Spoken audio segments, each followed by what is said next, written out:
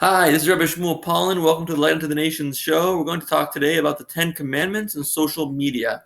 We know we have a bit of a problem. And the problem is people are looking at other people on social media and getting jealous. And it's making them depressed. And it's even making some people suicidal. It's a terrible, terrible thing that's going on because these beautiful, wonderful, popular people are flashing pictures of themselves on social media, and the people who don't have these kinds of friends and don't have these kinds of bodies just can't handle it. The jealousy is eating them up inside. And then we have the 10 Commandments given about 3,000 years ago. It's considered the code for morality, for a structure, for society. We always go back to the 10 Commandments, but many people may not think that it's relevant to today. So I'm here to tell you about the relevance of the 10 Commandments to today's youth.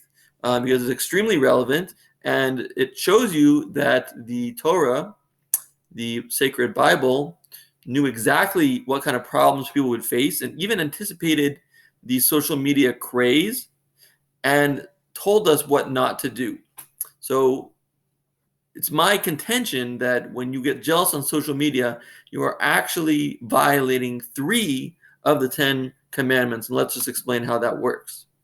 So the first commandment is, I am the Lord your God, thou shalt not have any strange gods before me. And what does that have to do with social media? Because you're looking at people as being outside of God's reign, outside of God's control. It's as if they have things that God didn't give them. If you would realize that it all came from God, you would realize that it's all good and you have what you should have and they have what they should have. But you look at them as being somehow outside God, therefore outside fairness. With God, you realize everything is fair ultimately, everything works out, everything balances out eventually. But you're looking at it as outside that and saying, these are people that are exceptional and they have nothing to do with God and they just are greater than me. And that's all there is to it. So you're ignoring God's place in this whole situation. And that is idol worship. That is having foreign gods. It's giving people credit for things that God really did. God really gave them those bodies, and God really gave them those friends.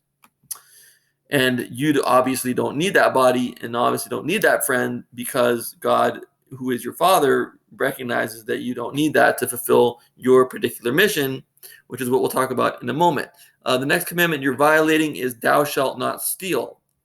As we know, all the commandments can be violated or fulfilled in thought, speech, and action.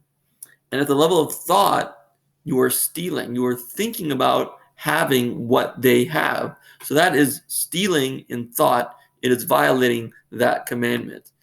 And finally, the last commandment is to not covet thy neighbor's goods. Now, this is really easy to see. You're coveting, you're being jealous.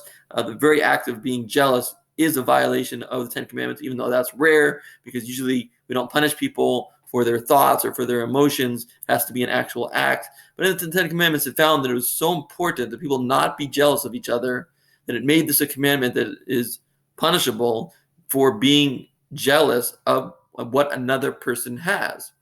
So we come back to the story that I often tell.